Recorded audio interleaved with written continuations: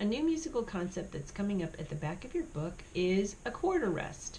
You might be familiar with quarter rests from music at school, but if not, I'm just going to talk a little bit about them, and I'm going to show you a couple of little patterns to practice. And I believe there are some on one of the pages in your book. There will be a little rhyme that has rhythm to it, and you'll keep leaving words out, and those will stand for the different quarter rests. A quarter rest is every note that we have. For instance, you're familiar with a quarter note. Well, every note has a corresponding rest. So if this note gets one beat of sound, this will get one beat of rest. Now mine is, I guess, a little squiggly looking, but when you make these, kids tell me that first of all, when they're first learning to make them, it's easy for them just to kind of make a Z and then put a C on it. And that's a kind of simplified quarter rest. Normally this point will point up a little bit more. It looks more, I think of it more like a zigzag. You know how you zigzag? And you're going to get a chance to write some of these in your theory book. So you can find that page. If you want to do that right now, you may push pause, find that page, and practice writing some of these. They'll have some of those, dotted line things, and then you'll trace on it. But it's important that you realize that if this gets one beat of music, this is getting one beat of silence, one beat of rest. When we're doing patterning with that,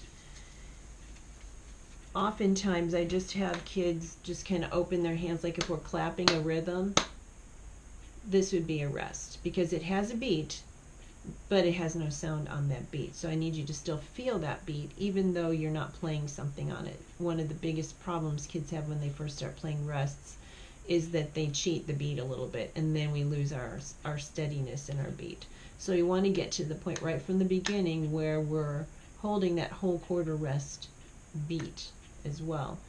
So this is what it would look like if we were going to do, I have two rhythm patterns that have quarter notes and have a quarter rest.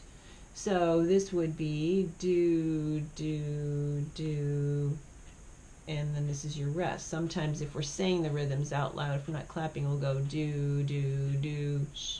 Now I know the thing about that is that you're kind of saying something, even though you're not really saying something.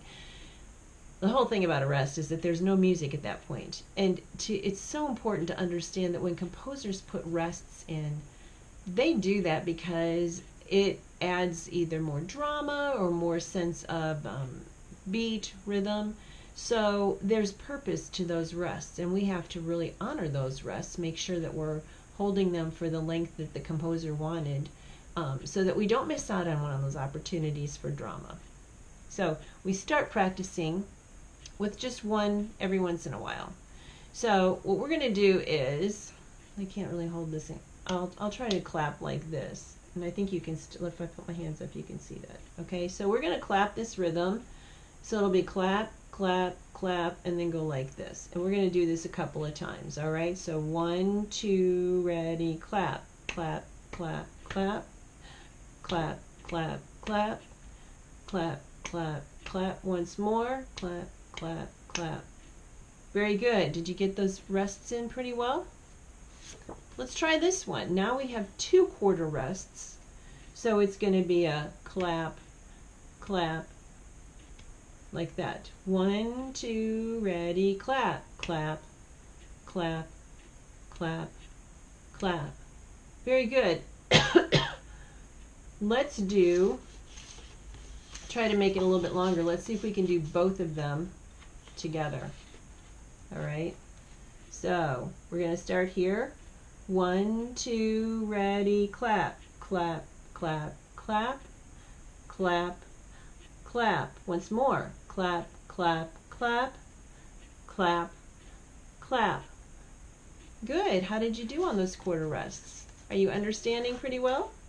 If you'd like to go in your lesson book and look for that page where it looks like it's got a cheer, I think, on it, and you could go and just try to read the cheer, leaving out, when they leave out the words, leave out and have a rest there, so you can either go like this with your hands, or you could go, some people like to go, which I think is better because it's not really like going shh.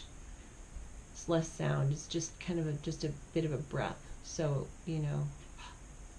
also is a good way to keep the space of the quarter rest without really making any sound. So there's some ideas for you to go and try doing with quarter rests in your book. We'll officially start playing that in the next week or so, I think. But right now you can at least get used to seeing the rest and just feeling how that feels when you're trying to do it in a rhythm pattern.